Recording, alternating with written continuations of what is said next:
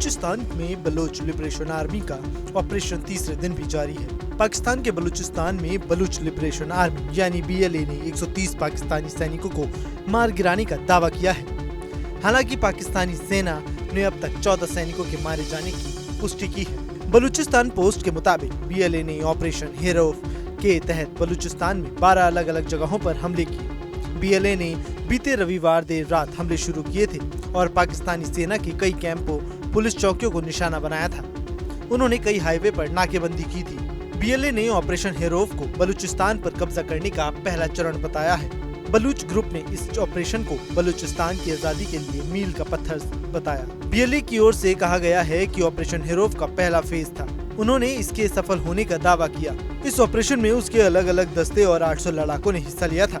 उनके लड़ाकों ने बलूचिस्तान में मौजूदा पाकिस्तानी सेना की कई चौकियों और शिविरों को नष्ट कर दिया। उन्होंने कहा कि उनकी फिदायीन लड़ाकों की मस्जिद ब्रिगेड ने बलूचिस्तान में बेला शिविर पर 20 घंटों तक कब्जा रखा, जहां पर पाकिस्तानी सेना के 68 सैनिकों मारे जाने और दर्जन घायल हुए हैं। BLA प्रवक्ता ने कहा कि उन्होंने स्थानीय पुलिस को पहले ही चेतावनी दे दी थी कि वह पाकिस्तानी आर्मी की मदद न करे।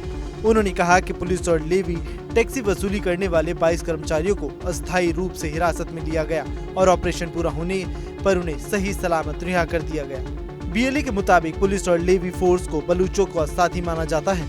हालांकि समूह ने चेतावनी दी थी कि पाकिस्तानी सेना की मदद करने वाले किसी भी व्यक्ति या संस्था को गंभीर परिणाम भुगतने हो सकते हैं। बलूचिस्तान में कई चरमपंथी या अलगाववादी ग्रुप एक्टिव है। इसमें से 2 ग्रुप सबसे ज्यादा सक्रिय है।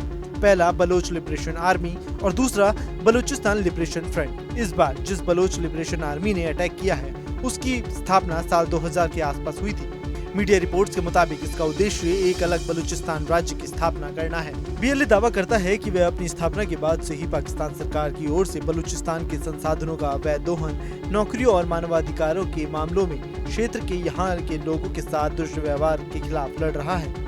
अभी BLA की अगुवाई बशीर जेब कर रहे हैं। साल 2018 में इस संगठन के कद्दावर नेता असलम बलोच की कंधार में एक सुसाइड बॉम्बिंग में मौत हो गई थी और हाल के सालों में इस संगठन की लीडरशिप में कई बार बदलाव होते नजर आए हैं। अब देखना होगा कि पाकिस्तान की आर्मी किस तरीके से बलूचिस्तान लिबरेशन आर्मी से निपट सकती है। Bureau report, news nation.